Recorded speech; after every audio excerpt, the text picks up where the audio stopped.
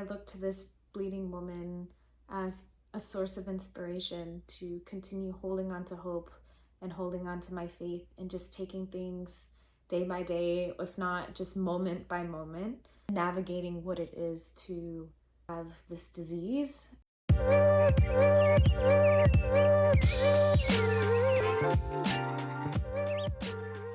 I just realized that I have to refilm so many parts of this video because the day that I shot was after lunch and I had a delicious pasta that had a ton of basil in it, and you can see it in my teeth. So I have to redo it. My husband was like, I don't think anyone's gonna notice. And like, whether someone notices or not is not really the concern. It's the fact that like, I am the one that's gonna spend the most time with these videos editing them, and I can't unsee it. Like, once I see it, I just can't. I can't see anything else. Let's look for it. There it is. Now I know I need to make sure that I like floss and brush my teeth before I film. Especially when I'm filming after lunch. So, yep. So maybe you're wondering, who is this bleeding woman and how does this relate to endometriosis and how does it relate to me? The bleeding woman was a woman in the 1st century. We don't know a ton about her, but the fact that her story is written in scripture always blew my mind, just because the topic of women's health issues, especially around menstruation and blood, has always been so taboo. Like, even just in my lifetime. So you can only imagine in the 1st century what this must have been like for this woman. The TV show The Chosen does a really amazing job of covering kind of their interpretation of this story. It's in season 3 and kind of have some backstory moving into this moment that I'm about to read right now in the scripture. And I highly recommend The Chosen and checking that show out because they do such a great job.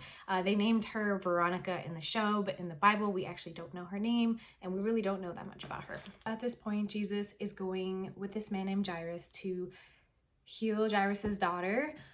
She actually, at this time period, they don't know that Jairus's daughter actually passed away. And so Jesus is on the way to heal her and essentially bring her back from the dead. This is Mark chapter 5. And a great crowd followed him and thronged about him.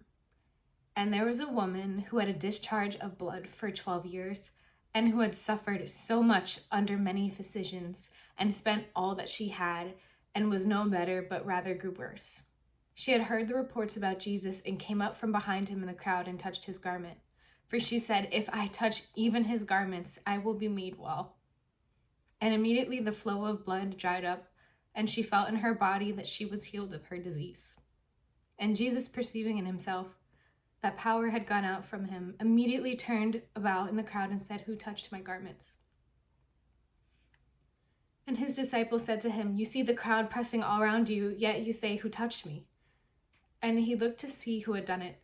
But the woman, knowing what had happened to her, came in fear and trembling and fell down before him and told him the truth. And he said to her, daughter, your faith has made you well. Go in peace and be healed of your disease. Just with my journey with endometriosis, I resonated with this woman's story. Whenever I read this scripture, I just have this image in my head of this woman.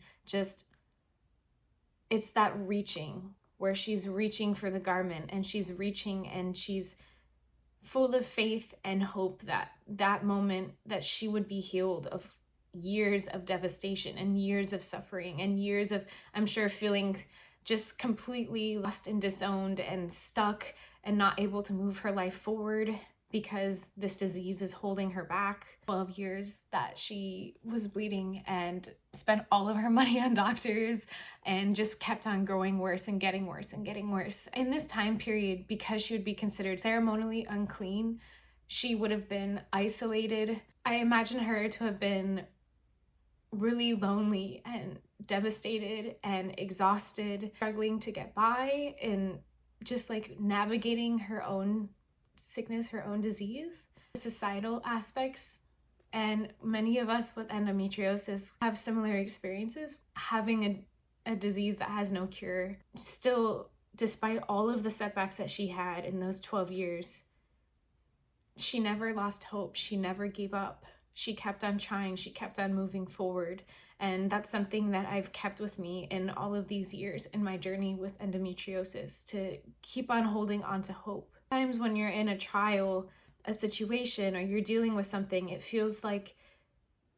sometimes feels like it's like, will the suffering of this situation like ever get better? Will it ever end? Like, it feels so intense and it feels so permanent. This story is just a reminder to me that sometimes it's like it only takes like a moment and things could change, things could shift, like things could get better, things can completely turn around in a way that you had never expected. And when I look back in my life, like I can see so many time periods in which the Lord has done that for me and has really delivered me out of situations, things that I have survived in my life, things that I have gone through, where I can just really see God's hand in everything.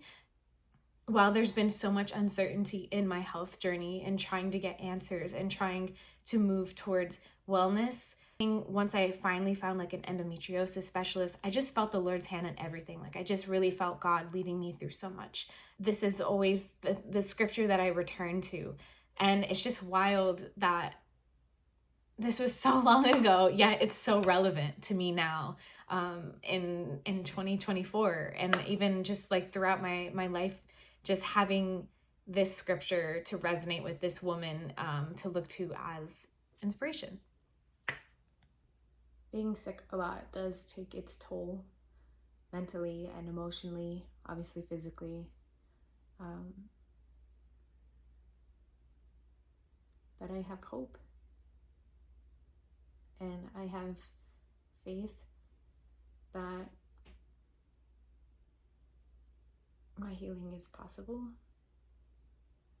and that this surgery is the next step for me. I don't know what healing will look like. I don't know how things will be, but anything better than how I feel now would be amazing. And that's all I can hope and pray for. My hope and prayer for this channel has been that it will help somebody out there maybe feel less alone in the way that other endo videos and content on social media has helped me and has been very healing for me in many different ways. But I just hope and pray that this channel helps somebody, helps another bleeding woman like me who's doing her best. Some of the verses that I like to repeat to myself that help me in times of feeling hopeless is Jeremiah 29:11-14.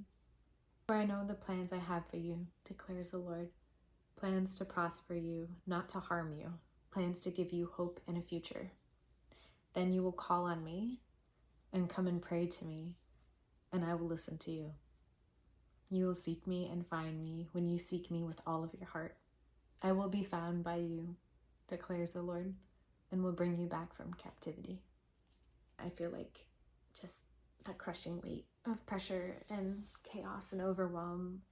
I think about the bleeding woman. I usually say that scripture that I just read out loud to myself. And then I try to think about all the different things that God has done in my life, that God has helped me through, and all of the positive things that He has blessed me with, to remember His promises and to remember that tomorrow is a new day, to keep taking things one day at a time.